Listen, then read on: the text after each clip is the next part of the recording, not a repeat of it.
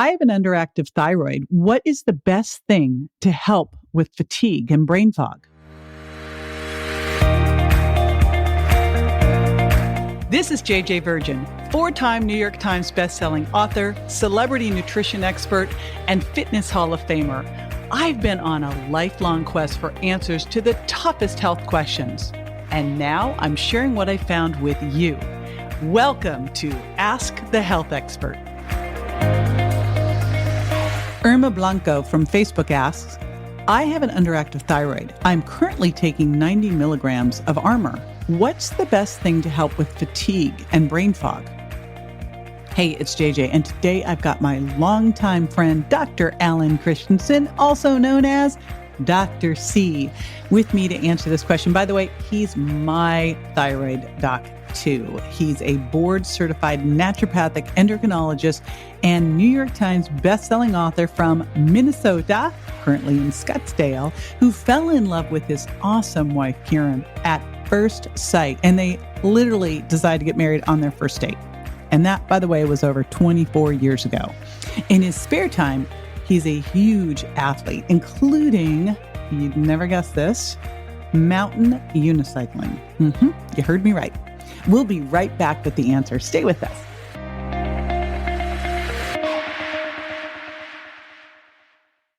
The holidays are here, and so is my annual holiday gift guide, loaded with great ideas and special deals on gifts everyone will love, including Dry Farm Wines, FX Chocolate, and Anne Marie Skincare. Get your shopping done with ease, and be sure to gift yourself too. Go to jjvirgin.com/holiday to get your copy of my exclusive holiday gift guide. That's jjvirgin.com/holiday. So if you've got an underactive thyroid and you're already on medication, the best thing to help with fatigue and brain fog, so there's a couple steps to that. The first one is thinking about improving your own thyroid function as much as possible. And that'll come about by your thyroid making more hormone. And the best opportunity that helps that is getting right in terms of iodine. What we learned now is that thyroid disease becomes active and the thyroid slows down from a variety of factors. But a lot of the factors that we thought were common, we now know are not that common. And of the ones that are the most common, there's some that we can't do much with. And that would include how old we are and the fact of our genders. But the variable, which is the most common driver that is controllable, is going to be our iodine status. We've learned that there's a window that if you're outside this particular window, you're much more apt to develop thyroid disease. And the exciting part is there's another window that if you're inside of it, you've got the best odds of reversing thyroid disease. And that's somewhere between about 30 and 100 micrograms. Now, that's how much iodine you ingest. And when you're taking 90 milligrams of Armour, you're already getting, do some quick math, you're already getting about 190 micrograms of iodine right there. So you wouldn't want any extra.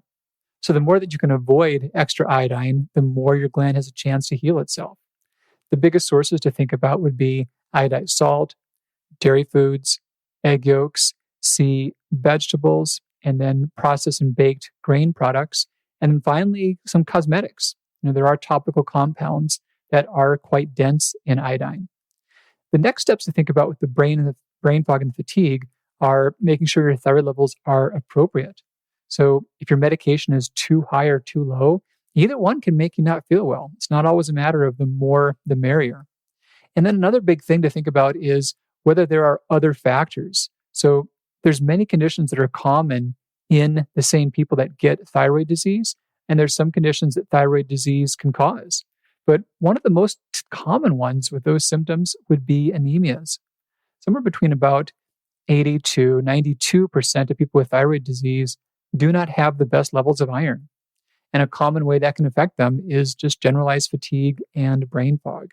But there are some other conditions too that can be present, things like autoimmune gastritis, parathyroid disease, sleep apnea. So the trick is to dial in your thyroid, help it as much as possible, And then work with a good doctor to make sure there aren't any other hidden factors making you not feel well.